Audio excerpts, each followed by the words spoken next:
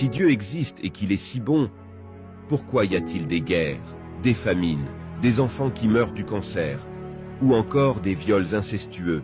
Pourquoi Dieu laisse souffrir ses enfants et est donc indifférent à leur douleur? Alors pour commencer, le fait que nous définissons Dieu comme infiniment bon et qu'il y ait autant de mal sur terre n'est pas du tout en contradiction avec son existence et la foi chrétienne. L'homme a la connaissance du bien et du mal et est doté du libre arbitre. Cela veut dire qu'il est en mesure de réaliser selon sa volonté des actes bienveillants ou des actes malveillants. Ces actes malveillants sont cependant considérés par Dieu comme péchés.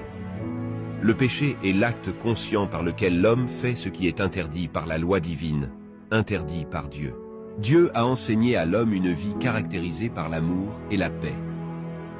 Mais l'homme, ayant le libre arbitre, décide par moments de ne pas suivre les commandements de Dieu. Ce sont ces actes réalisés par l'homme, en contradiction avec la volonté de Dieu, qui est cause de malheur dans ce monde. L'inaction de Dieu dans l'instant T n'est pas la source des souffrances sur terre, mais cette source est bien la désobéissance des hommes. Mais si cela est interdit par Dieu, pourquoi Dieu ne punit pas ceux qui en sont l'auteur? En réalité, Dieu n'est pas indifférent face à la souffrance de ses enfants et face aux mauvaises actions commises par l'homme. Dieu le dit, le salaire du péché est la mort.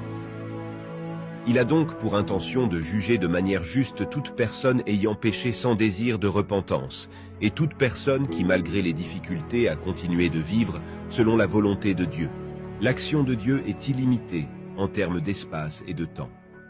La raison pour laquelle on a l'impression que Dieu est si lent à rendre justice, c'est que Dieu est en dehors de l'espace-temps, puisqu'il en est le Créateur. Dieu a donc l'éternité pour juger et rétribuer chacun selon ce qu'il mérite. Le jugement ne se limite donc pas à la vie sur terre, mais à l'éternité.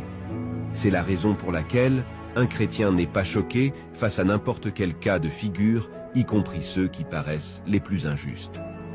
Certains mènent une vie globalement juste et sont éprouvés toute leur vie, quand d'autres ne font que persévérer dans le mal et ont une belle vie.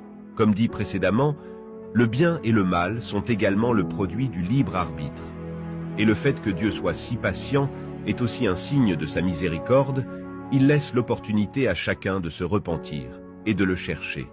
En réalité, Dieu n'est pas indifférent face à ce qu'il se passe dans le monde, mais sa réponse face aux injustices n'est peut-être pas encore perceptible à l'heure actuelle, mais le sera au cours du temps.